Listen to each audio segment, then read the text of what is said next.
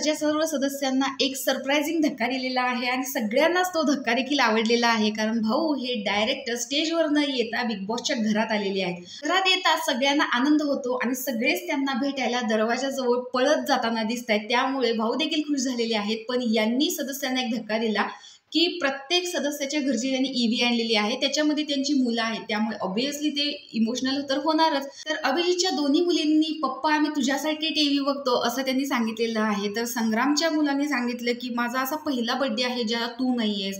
तर इकडे धनंजयच्या वडिलांनी देखील सांगितलं की तू मला शब्द दिलेलास की एक दिवस तुम्हाला माझे वडील म्हणून ओळखतील आणि आज ती गोष्ट घडताना दिसते। तर जान्हवी तर नेहमीच ईशानबद्दल सांगत असते, त्यामुळे ईशानने देखील सांगितलेलं आहे की मम्मा मी तुझ्यावरती खूप प्रेम करतो आणि जान्हवीला तिचं रडणं जे आहे ते कंट्रोल होत नाही।